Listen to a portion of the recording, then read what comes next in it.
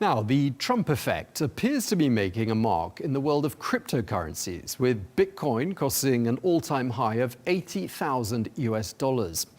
After the Republicans secured the presidency and the Senate and edged closer to controlling the House, many are placing an early bet on the Trump administration. That's in the hopes that the president-elect follows through on his promises, including building a national stockpile of the digital currency.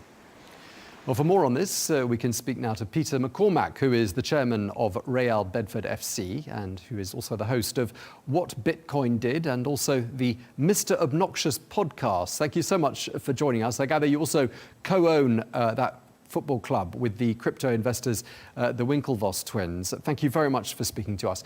I just want to start by asking you, and Bitcoin crossing the 82,000 US dollar mark in Monday trading, and I just want to ask you why you think it's spiking like this. Well, actually, it's crossed 84,000 just now, which is quite interesting. It's moving pretty fast. Look, I think the main reason is similar to the rest of the markets. I think the markets are very confident that under a Trump administration, which is hopefully going to be more pro-business and more pro-Bitcoin than the Biden administration, that it's an opportunity now to invest in the cryptocurrency Bitcoin without risk of too much bureaucracy and regulatory oversight under the Biden administration, with Gary Gensler at the head of the SEC and Elizabeth Warren's anti-crypto army. There was certainly a number of attacks that came both from the state and then subsequently from the media. So I feel like with Trump being pro-BTC and pro-business, he came to the Bitcoin conference. He's talked about wanting to support miners in America, that I think a lot of people are now pretty confident that the administration won't be getting in the way of the industry.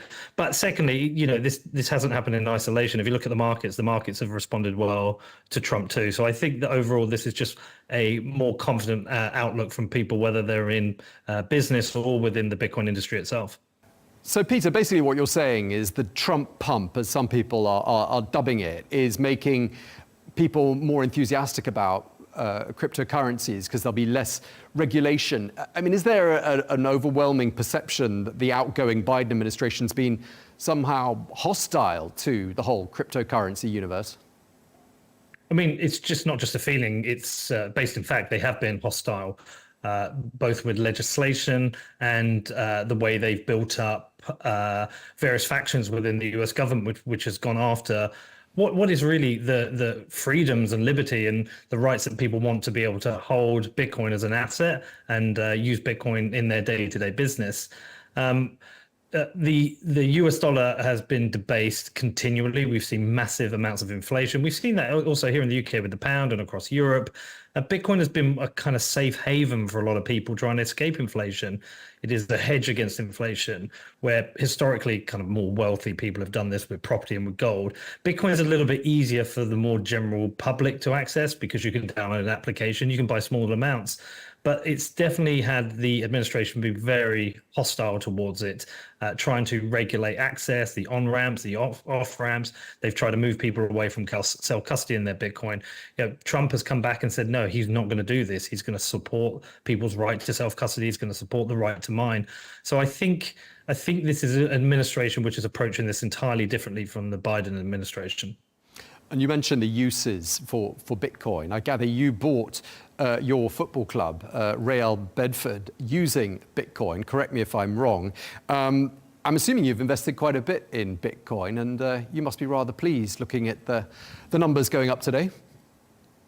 Well, so no, I didn't buy the club with Bitcoin. I bought the club with traditional pounds, fiat money. But we have, as a football club, since we started, made the decision that we would hold Bitcoin as a treasury asset. And that's with whether we've taken sponsorships in Bitcoin or whether people have bought things at the club with Bitcoin. We sell tickets and burgers and merch for Bitcoin on a match day. Also, we took a $4.5 million investment from Cameron and Tyler Winklevoss from their family office, Winklevoss Capital, and we immediately converted that into Bitcoin. So our treasury position now, I can tell you, because I've got it up here for you, we're £1.25 million up. And for a small football club, that's a significant amount of money. And that strengthens what we're doing, because we've got quite our bold ambitions. We want to get this club firstly into the Football League, then the Premier League, and having Bitcoin as a treasury asset has made a huge difference in what we want to do. Are you saying it's up by that much just in the last couple of days? No, no. In the last few days, it's a good few 100,000, but we've been stacking Bitcoin since early 2022 in our treasury as a football club, and we continue to stack, and we added to that with the investment that came from Tyler and Cameron. But the whole position, the whole treasury, because for each every Bitcoin we receive, we track the purchase price, and then we track the increase in prices. And every single Bitcoin that we've purchased is obviously now in the green, and our total treasury position is up 1.25 million. Okay, and at the beginning of this conversation, you said that Bitcoin's trading at about 84,000. Well, it has been at various stages in the day. I mean, some people talking about 100,000 as being the next threshold. Do you think that's just around the corner? Yeah, I think that's fairly reasonable. I think most people thought it happened by year end, but the way it's trading at the moment, I mean, it could happen by day end today, or it could happen tomorrow. Michael Saylor's just bought, I think, another 27,000 Bitcoin. He spent 2 billion on that. There are strong rumors of nation states now stacking Bitcoin. Obviously, as you mentioned, the US government said they would hold Bitcoin as a reserve asset. And so you get into these periods with Bitcoin where the price starts to move, and people who've considered it before maybe get a little bit of FOMO and start diving in. But I think the main point is not what the price might be now or what it is in the future, is that we live in a world where governments are fiscally irresponsible. They're spending more than they bring in. Their deficits are increasing, and this leads to inflation, and that affects anyone who doesn't hold assets. And so Bitcoin is that safe haven to escape. So I don't think the short-term price matters. I don't think the long-term price matters. I think what matters is over time. If you're a hard worker and you're earning money, you want to save for the future, you can't save in pounds and dollars because the currency is being debased. You can only save in hard assets, which is gold, which is Bitcoin, which is property. And Bitcoin is just a really easy way for anyone to be able to start saving. So I think the more important point is not the short-term price movements, but overall, can you protect your wealth? And with Bitcoin, you can do that. Okay, but just looking at the medium term, I mean, Donald Trump hasn't even taken office yet. We're about 70 days away from the 20th of January. So, I mean, would you perhaps say that Bitcoin's got a long way to go from trading around the 80,000 mark today to where it could be by the 20th of January? Sure. I mean, look, it could be at 100, it could be 120,000. This will be my fourth bull market that I've experienced with Bitcoin. And when it starts to tear, you really aren't always prepared for what might happen. I mean, it genuinely kind of melts people's brains, the way the price can increase so rapidly. I mean, you'll see so many different predictions for next year. Some people saying, oh, it could hit 150,000. You'll have other people saying it could hit $500,000. I mean, my prediction's always been within a decade, it will be over $1 million of Bitcoin. Could happen next year. It is a fixed limit currency. There will only be 21 million. The circulating supply is probably less than 2 million. If a lot of people are trying to buy that will naturally see the price increase. So I would say be prepared to have your face melted by what might happen with this.